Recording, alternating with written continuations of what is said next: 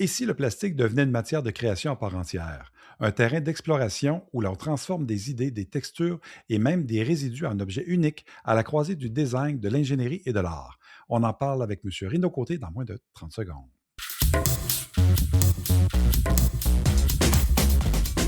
Sortir du moule est une production d'Alliance Polymère Québec, un créneau d'excellence du ministère de l'Économie, de l'Innovation et de l'Énergie du Québec. Plongez avec nous dans le monde fascinant de l'industrie québécoise des plastiques et des matériaux composites. Restez connectés sur l'avenir de l'industrie. L'aventure commence maintenant avec votre animateur, Simon Chrétien.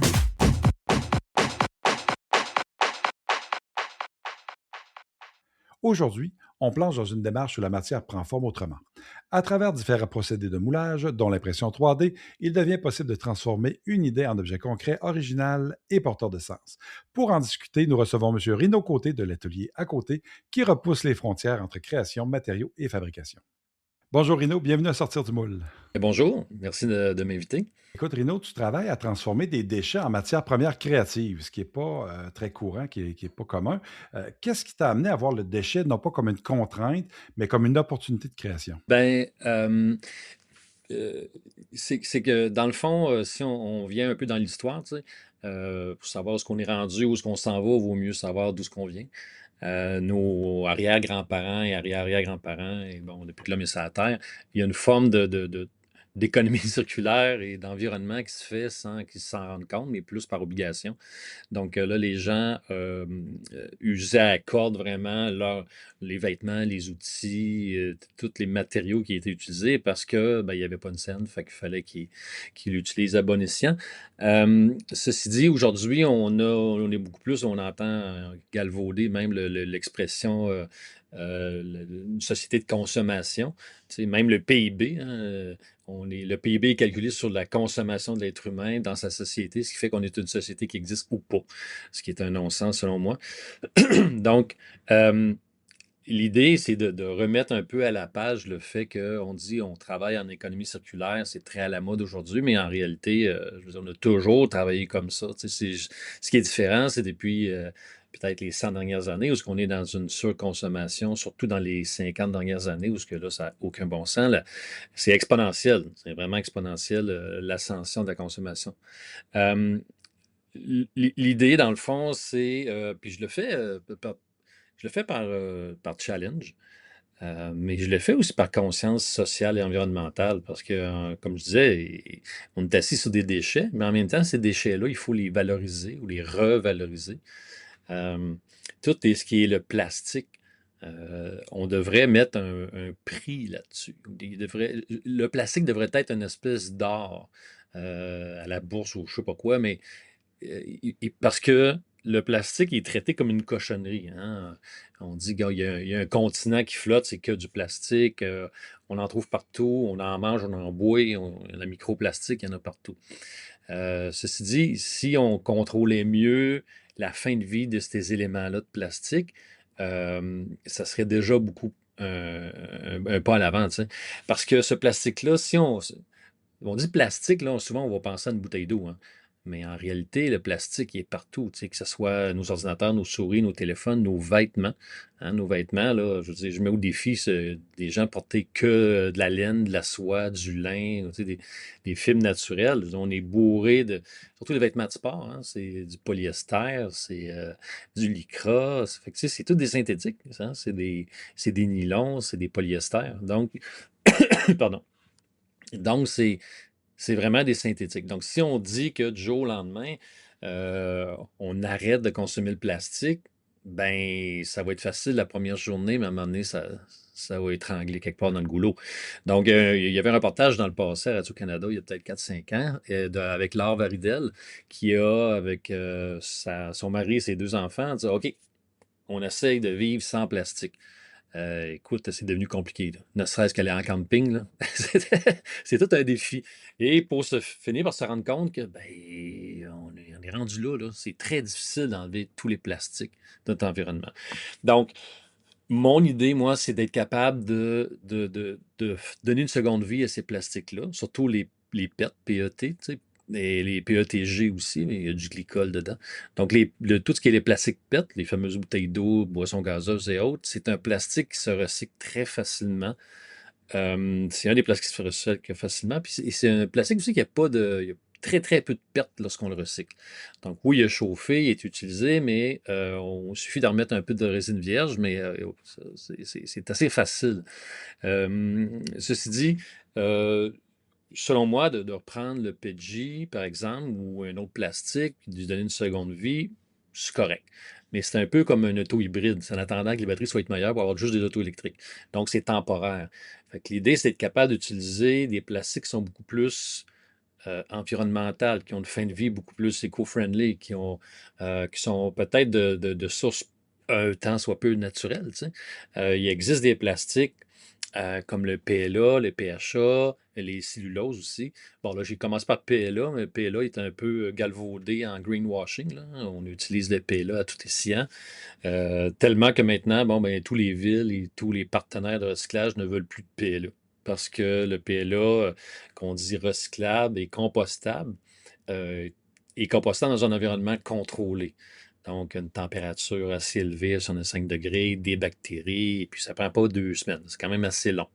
Donc, les équipements ne sont pas prêts à ça. Les gens ne savent pas trop quoi faire avec ça. Donc, on a tout banni. Fait qu'on on nivelle par le bas.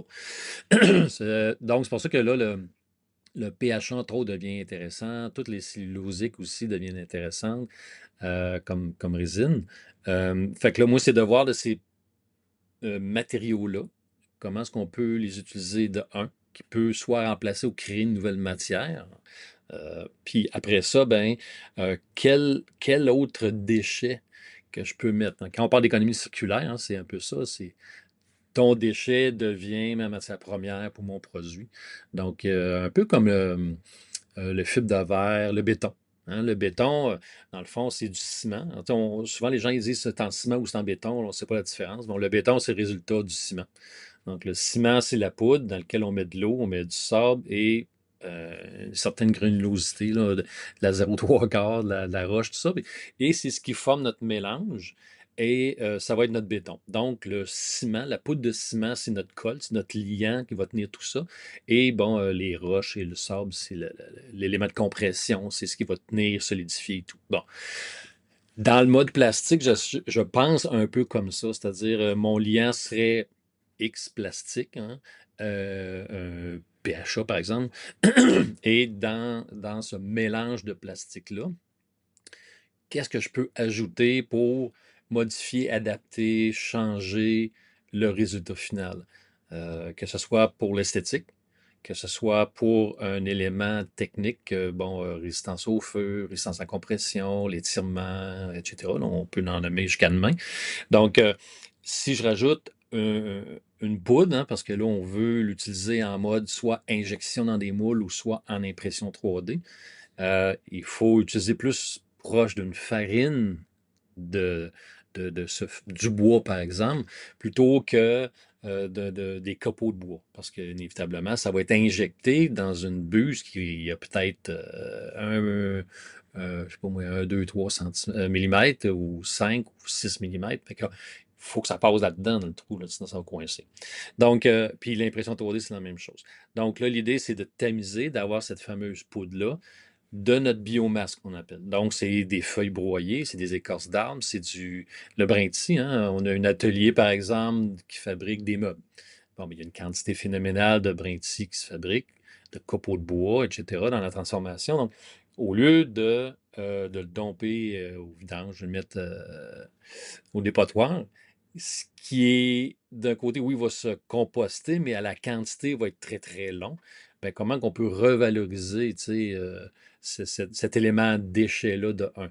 Donc, c'est de le broyer, de le mettre en poudre, de l'intégrer à un plastique. Puis là, on a un plastique avec un agrégat, fait comme le béton tantôt. Donc, ça va être, exemple, le bois. Et qu'est-ce que ça va changer à mon résultat? Bon, ben, ça peut changer. Bon, c'est sûr que c'est l'esthétique qui va changer. Est-ce que ça peut changer, augmenter ma compression, par exemple? Donc, j'ai l'effet peut-être un peu moins plastique parce que j'ai du bois. Fait que peut-être qu'en compression, c'est bon. Mais par contre, en étirement, en flexion, là, je perds un peu parce que je perds de l'élasticité. Fait que c'est un peu ça, tu sais. Fait que là, je travaille justement là-dessus avec l'Université du Québec en Abitibi-Témiscamingue qui m'aide à pousser plus loin la folie d'utilisation de ces matériaux-là. Eux autres, moi j'ai l'idée, puis eux autres ils ont la technique. Fait que comment est-ce qu'on peut réussir à mettre ça ensemble? Puis j'en fais beaucoup dans mon atelier quand j'ai 15 minutes. Donc, je broie avec la mixette à ma femme. des- Fait que vous êtes encore en couple, vous Ouais, n'êtes pas non, fait non, mettre ça fait dehors. 30 ans qu'on est C'est ça, la ensemble. Fait que, mixette. elle en a vu d'autres. Fait que l'idée, c'est euh, d'accélérer, mais aussi d'avoir le nez dedans, parce que je reste un rat d'atelier. J'aime beaucoup comprendre pourquoi ça fonctionne ou ça fonctionne pas, parce que c'est aussi important de savoir pourquoi ça fonctionne pas. Hein. C'est pas parce que ça n'a pas marché qu'on a perdu notre temps ou qu'on est défaitiste. Là. Non, non. Et si ça n'a pas marché, parfait. Donc, on a un élément qui ne fonctionne pas, c'est quoi? La température, l'élément, bon. Et puis, on fait la recherche, puis on l'élimine. Donc, c'est aussi important un que l'autre. Euh, Ceci dit, pour la partie plus alimentaire, ben là, c'est sûr que je travaille avec des plastiques qui sont sur le marché. Hein. On parle de PLA comme tantôt, les PETG, PETG. Très peu d'ABS. Pas, je ne suis pas vraiment là-dedans. J'ai pas tant de demandes.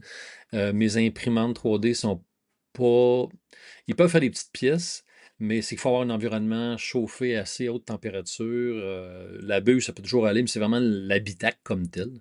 Donc, l'ABS, c'est vraiment un super matériau. Par contre, c'est pas évident à imprimer. Si on n'a pas le bon équipement pour des grosses pièces, on peut imprimer des petites affaires, mais des grosses pièces là, qui vont prendre 2 jours, là, haute définition et tout, c'est pas ça. Donc, je suis vraiment dans ces matériaux-là qui ont une capacité de recyclage. Euh, les chutes, c'est-à-dire que les plastiques qui ont des projets qui sont plus bons, ou les supports, par exemple, je les mets dans des bacs et je me suis patenté un déchiqueteur à feuilles que j'ai transformé en déchiqueteur à plastique. Donc là, je broie mes plastiques pour en faire un copeau. Et là, pour l'instant, je l'envoie au Cégep du Vieux-Montréal. Il y a un atelier de recyclage de plastique qui sert aussi d'élément de recherche pour les gens qui étudient en design. Donc, comment que eux peuvent travailler avec un plastique recyclé. Donc, c'est pas juste de faire une idéation sur un projet de lampe ou de napperon, mais c'est de le faire aussi.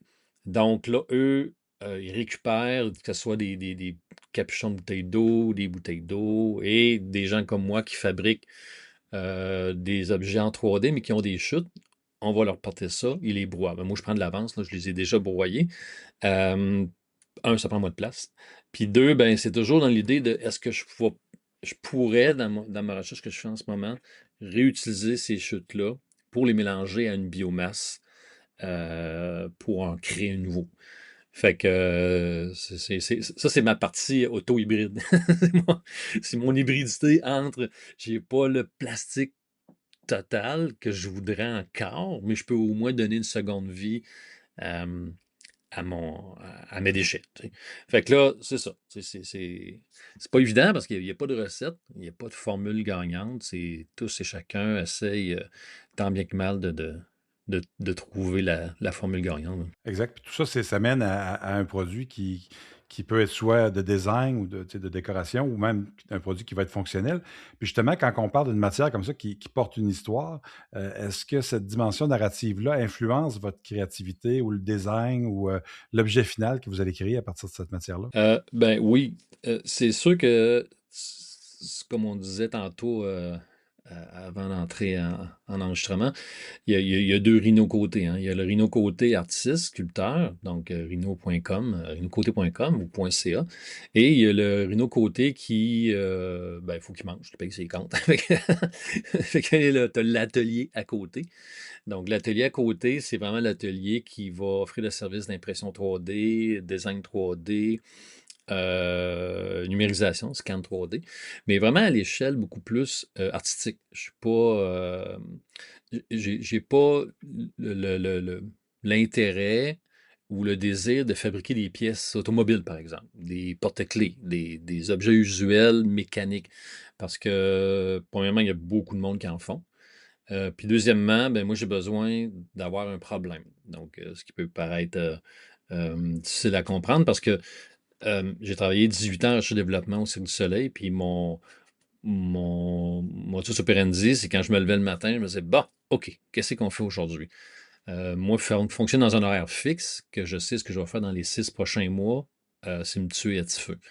Donc, si j'achète 150 imprimantes 3D dans mon atelier, puis j'imprime des porte-clés, des coques de souris, d'ordinateur, des pièces automobiles, je fais juste play, print, enlève, play, print, enlève. Je fais juste ça. Bah, on va aller travailler chez McDonald's. J'ai pas cet intérêt-là. C'est le côté artiste qui est en moi, là, qui est comme ça. Puis je me force pas pour, là. Je suis pas prétentieux, péteux, ou je lève le nez sur quelque chose qui peut être très payant, même plus. Mais je suis pas capable. Je suis pas capable. Je vais être malheureux, là.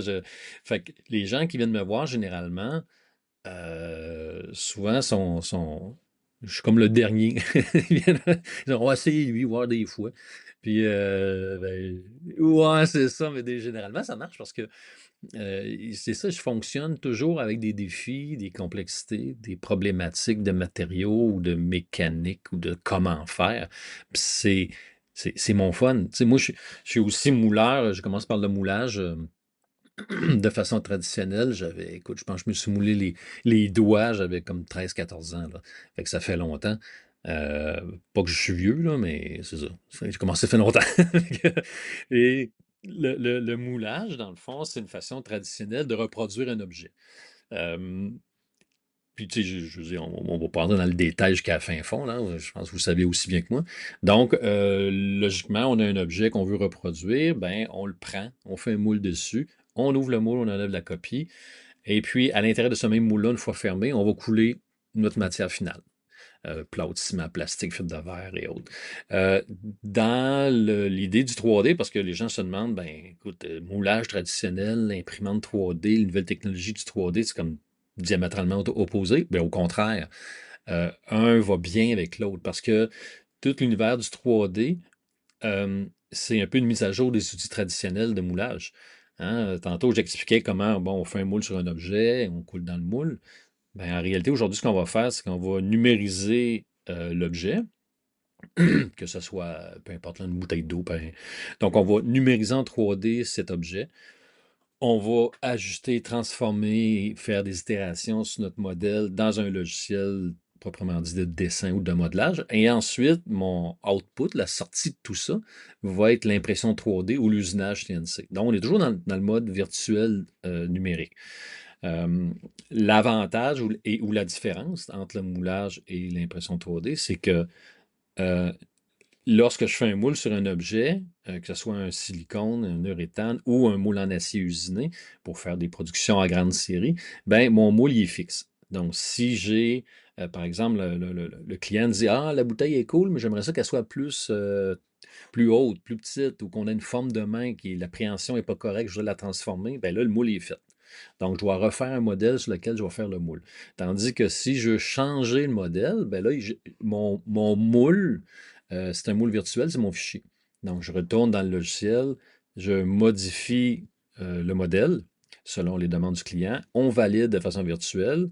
Oui, OK. On l'imprime en 3D. Parfait. Et là, on peut fabriquer le moule ou l'envoyer en série après pour fabriquer un moule en acier pour de l'injection. Donc, euh, les itérations puis les validations du produit que le client a besoin se font beaucoup plus facilement et rapidement à moindre coût.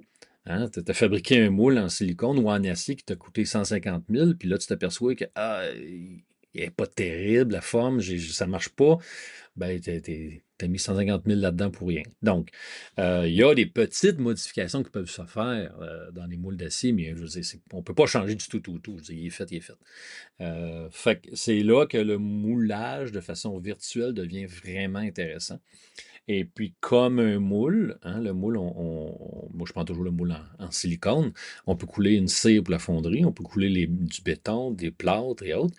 Dans le principe du 3D, ben, l'imprimante ou les imprimantes, on peut changer les matériaux. Je veux dire, aujourd'hui, on le voit, hein, de plus en plus, les gens qui vont imprimer des maisons, ben, on a des imprimantes à béton. On va imprimer, on commence tranquillement à imprimer du verre. Donc, oui, verre chauffé, donc il y a des universités qui travaillent là-dessus. Le métal, ça roule. Je veux dire, on est rendu même avec des non ferreux, des cuivres, de l'or aussi, des matériaux précieux. Ensuite, ben, tous les plastiques, hein, on connaît justement les plastiques. On est aussi dans le bio. Donc, tous les biomatériaux qui vont être utilisés, par exemple, pour un cartilage d'oreille, pour reproduire de la peau, des choses comme ça. Donc, il y a pas des pharmacies, mais des entreprises pharmaceutiques qui travaillent de ce côté-là. Donc, l'univers, l'impression 3D est rendu plus loin qu'on le pense. Euh, Dans le fond, c'est le mouvement, hein, le X, Y, Z, c'est le mouvement de la CNC, le mouvement de l'impression 3D. Ce qu'on met au bout, la buse, c'est ce qui va être notre matériau final. Donc, que ce soit un morceau de peau, comme je disais, un gâteau ou un morceau de béton, ben, l'imprimante suit des coordonnées qui ont été envoyées. Puis justement, comment ça s'articule une démarche artistique quand on combine de la matière plastique recyclée, on combine des matières organiques cellulosées qu'on a parlé tout à l'heure, on parle d'impression 3D, on parle de techniques de moulage traditionnelles ou de mesure d'éléments. Comment on articule une démarche créative avec tous ces procédés, ces matières qui sont différentes, qui ont des contraintes, qui ont différentes approches? Il y a deux, il y a un peu deux réponses à ta question. La première, la démarche artistique en prend pour son rhume parce que elle est comme ralentie. Parce que, je veux dire, comme je disais tantôt, il y a 24 heures d'une journée. Fait qu'à un moment donné, tu as du travail à faire qui va te faire manger, avoir ton atelier et tout. Et puis, tu as le côté créatif artistique qui, oui, paye un peu, cela avec des bourses et des droits d'exposition, mais c'est pas aussi. Tu sais, on sait que les arts visuels, c'est malmené, hein, comme la danse et autres. Donc, c'est très difficile d'avoir une production artistique. Je veux dire, j'en connais qui réussissent, tu sais, mais ils ont bûché fort, très, très, très fort. Ils ont aussi eu des occasions qu'ils ont saisies. Il y a aussi une question, tu sais, on parle de domaine artistique, c'est un peu comme de la musique, hein. Je veux dire, t'aimes tel groupe, puis moi, j'aime pas ce groupe-là pour X raisons. C'est une question de goût. Donc, si mon travail artistique n'est pas assez apprécié des décideurs, de mes pairs, ils aiment ce que je fais, mais pas assez pour être exposé puis que je vende à fond la caisse, ben c'est sûr qu'à ce moment-là, il faut que je trouve une autre façon de gagner ma vie.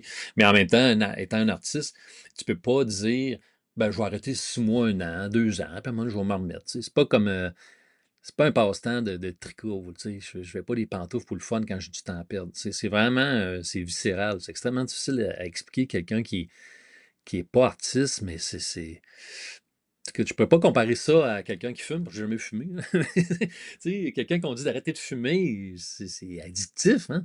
Euh, Ah oui, Puis absolument. les arts, c'est pareil, c'est indescriptible, tu sais. Donc, c'est très difficile d'avoir une production artistique en même temps que d'avoir un travail alimentaire.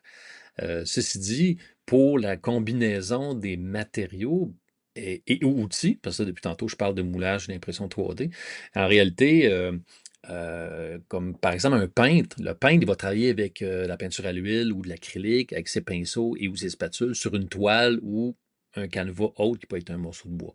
Donc, il y a un langage. Il va utiliser ce langage plastique-là pour transmettre ses informations, son désir, ses idées, ses peines, ses joies, tout ça. Donc, au lieu de l'écrire comme un poète ou un écrivain, il va le transmettre ces informations via un médium avec lequel il travaille. Dans mon cas, moi, j'aime beaucoup les technicalités du moulage ou de la reproduction, tu sais, parce que on peut jouer avec les formes, les couleurs, les matériaux. Tu sais, comme par exemple, pour une raison X, je pourrais avoir un moule d'une bouteille d'eau, puis je la coule en béton parce que je trouve que le béton, euh, même si elle n'est pas fonctionnelle, la bouteille d'eau, le béton pourrait venir avoir un langage de dire ah, ça n'a pas d'allure qu'on utilise le plastique, que ça dure longtemps, c'est comme le béton, là, je dis n'importe quoi, là, ça fait pas de sens mon affaire, là, mais donc j'utiliserais un matériau, une technique qui, qui, qui traduirait mon idée, tu sais. Donc, dans mon atelier, sur mon mur, ben, j'ai mes gouges, j'ai mes ciseaux, mes X-Acto, des imprimantes 3D. Donc, je ne vais pas nécessairement créer en prenant en compte que je dois produire en impression 3D ou en moulage, mais c'est un outil supplémentaire à ma façon de travailler. Bon, maintenant, parce que je suis habile dans le moulage, l'impression 3D, inévitablement, ça va venir teinter ma production. Hein. Je ne vais pas je vais pas exposer un tableau avec de la peinture. Je ne suis pas peintre. Je suis un gars de 3D, je suis un gars de volume. Donc là, à ce moment-là, je vais utiliser ces outils-là. Mais je ne vais pas me bloquer à, à produire absolument avec ces techniques-là et technologies parce que j'aime ça, puis c'est le fun. Si mon discours ou ce que je veux transmettre comme information, ça marche mieux si j'utilise la taille directe dans le bois, ben je vais faire ça. Je ne vais pas dire ah mais non, je vais l'imprimer en 3D parce que c'est cool, j'ai le fun, puis pendant que la machine travaille, ben moi je fais d'autres choses, puis je dors. Ouais. C'est pas comme ça fonctionne. Il faut. C'est comme si, je sais pas, moi, tu écris un livre en français, puis là, tu m'as écrit en allemand parce que je trouve ça cool, puis c'est le fun. Ben, ton lecteur va être perdu un peu. Si dans ton roman, il n'y a rien qui fait que tu as besoin d'écrire en allemand. Parce que, bon. Fait que c'est un peu ça aussi, tu sais.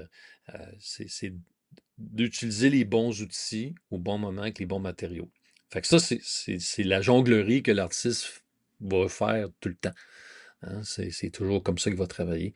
Donc, c'est ça. Je ne vais pas me forcer à utiliser une technique ou un matériel parce que je l'aime.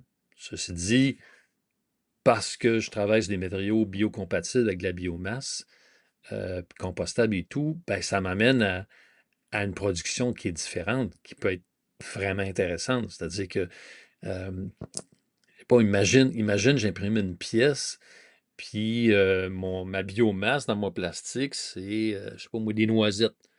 Fait que là, j'imprime mon plastique qui est je sais pas moi, il n'y a pas beaucoup de plastique, mettons, je sais pas moi, 30% de plastique, puis le restant, c'est de la noisette. J'imprime une noix, un gland de chêne, j'installe ça dans un arbre, puis les écureuils le bouffent. Donc, au bout de 2 mois, j'ai plus de sculpture. Ça, c'est une bonne idée, puis c'est cool, tu sais. Ça, c'est drôle. Parce que, l'économie circulaire. Tout est dans tout, tu sais. Donc, j'ai réutilisé un déchet d'un bar, des plastiques qui sont fabriqués à partir de bactéries. J'y ai mis un déchet, des noisettes qui sont passées date, qui sont rassis. J'ai tout mélangé ça ensemble. J'ai imprimé une noix. Donc, je réimprime la forme de ce que j'ai utilisé. Donc, je refais une grosse noix. Puis les écureuils viennent le manger en plus. Donc là, il y a un discours intéressant, tu sais, dans tout ça. L'utilisation des matériaux qui vont nourrir une bête, un écureuil dans ce cas-ci.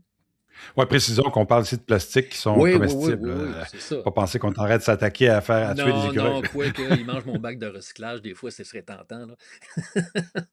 C'est Écoute, involontaire. j'ai des copeaux de plastique bleu à terre, des trous gros me le poing, là. Ils sont vraiment voraces au printemps, là.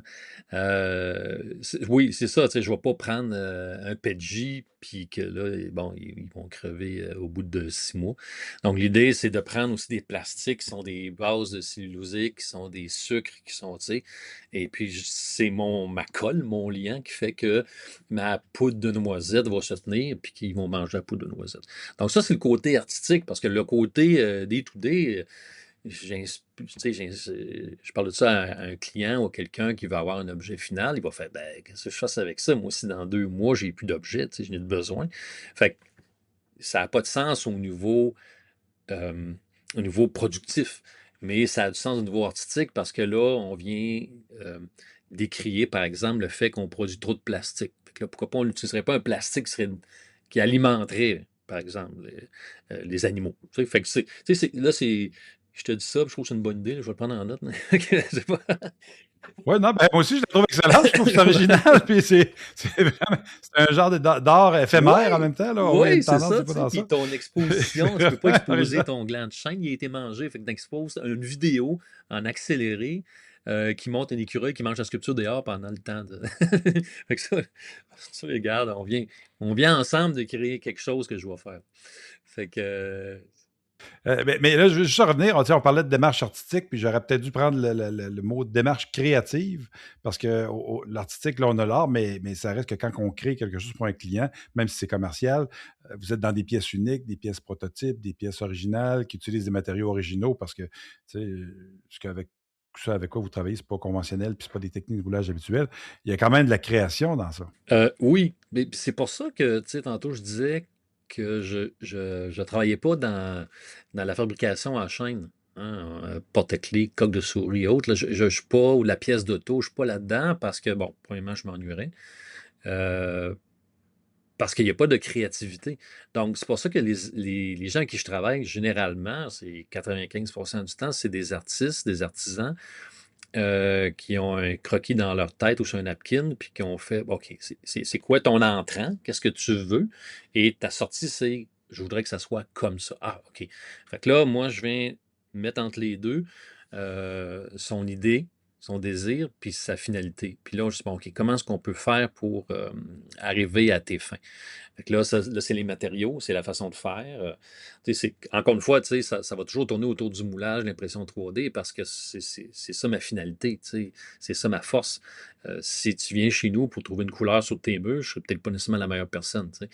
Mais fait que c'est ça. C'est un peu comme ça que je travaille. Puis, fait que la créativité est essentielle.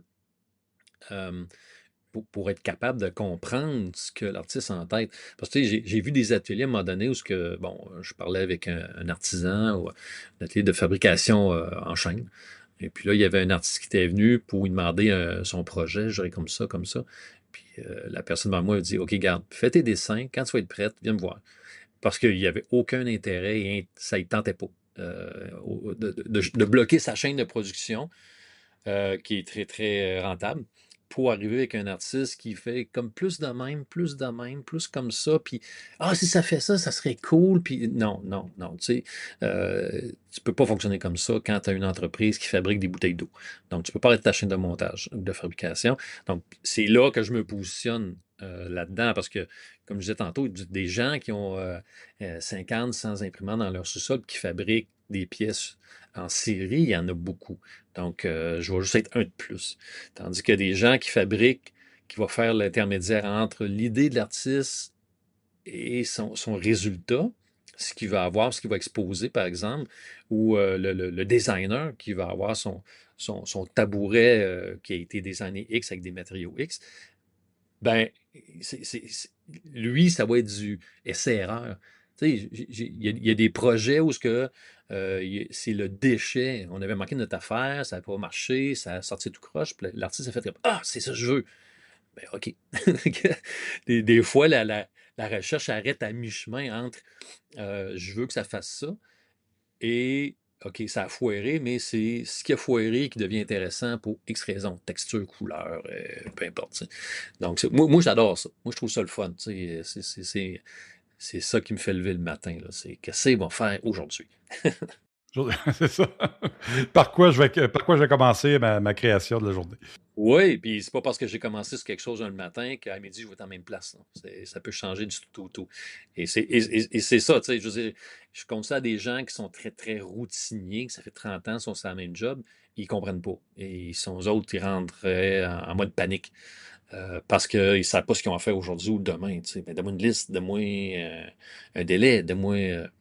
Moi, je ne marche pas de même. J'ai bien de la misère. Les délais, j'ai bien de la misère à respecter ça. Je vais souvent finir dans la nuit parce que j'ai mal calculé mon calendrier ou j'ai essayé de quoi que ça a foiré, puis il a fait qu'on on va essayer ça. Et je vais y arriver. Mais souvent, la poche en dessous des yeux, tu sais, fait que moi, c'est le côté aléatoire. C'est ça. Ben, la création, je pense que c'est le destin de la création, c'est un peu ça. On est sujet à l'inspiration, au travail, puis à la créativité. C'est ça. Il y a une artiste avec qui je travaille en ce moment, là, Valérie Blas, et puis elle me disait tout le temps, elle me dit, ça fait plusieurs fois qu'elle me dit, elle dit, tu sais, elle dit, il faut se mettre en danger, puis il faut qu'il y ait un matin, tu te lèves, tu as mal au cœur parce que tu n'es pas sûr que tu t'en vas. Tu sais. Elle dit, si tout va bien, ça va pas fonctionner. La finalité, tu ne seras pas d'accord, tu ne seras pas content. Il faut que tu te mettes en danger, il faut que tu aies le stress, il faut que tu te lèves le matin, tu fais comme, oh boy, là, non, là, ça va pas où ce que je veux que ça y aille. Tu sais. Mais il faut être à l'écoute de où tu es rendu. Tu sais. Il ne faut pas que tu restes dans ton corridor de pensée. Tu dis, OK, je voulais ça, ça va finir de même. Donc, c'est ça. C'est le même, je pense.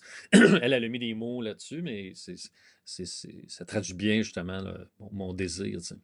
Bien, merci beaucoup, Rino. C'est vraiment très intéressant, c'est inspirant.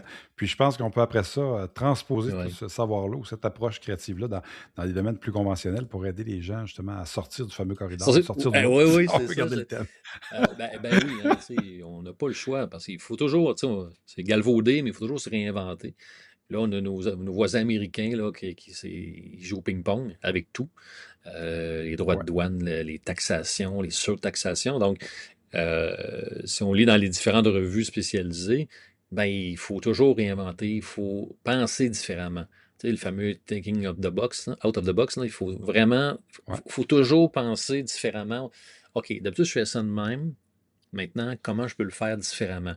Mon approvisionnement, ça fait 25 ans, il est là. OK, si je vais ailleurs. Des fois, ça force des super découvertes. Hein? Tu sais, avant, j'allais toujours aux États-Unis pour aller chercher mes matériaux. Puis là, je m'aperçois qu'ici, au Nouveau-Brunswick, j'ai un gars qui fait la même affaire. Je sauve en temps. On parle la même langue. J'arrive, je peux aller chez eux dans pas long. On peut négocier plus facilement parce qu'on est chez nous. Il n'y a pas de taux de change. En tout cas, fait, tu sais, ça l'amène des belles découvertes. Il n'y a rien de pire que d'être confortable. Hein. Quand tu es confortable, là, ça a Exact. pire à faire. Comme tu l'as dit tantôt, c'est ça. Il faut sortir de la zone de confort et être un petit peu plus anxieux. Oui. Bien, merci beaucoup. Ben, ça fait plaisir. À bientôt. Parfait. Bonne journée. D'ici à notre prochain épisode, continuez à innover, à questionner et surtout à sortir du moule. Si vous avez aimé cet épisode, cliquez j'aime, parlez-en autour de vous, partagez-le à vos collègues et amis et surtout abonnez-vous à Sortir du moule sur votre plateforme préférée. Merci d'avoir été avec nous aujourd'hui. Je m'appelle Simon Chrétien, c'est toujours un plaisir de partager ce moment avec vous. À très bientôt sur Sortir du moule et pour ne rien manquer sur l'industrie des plastiques et des matériaux composés du Québec, visitez polymerquebec.com.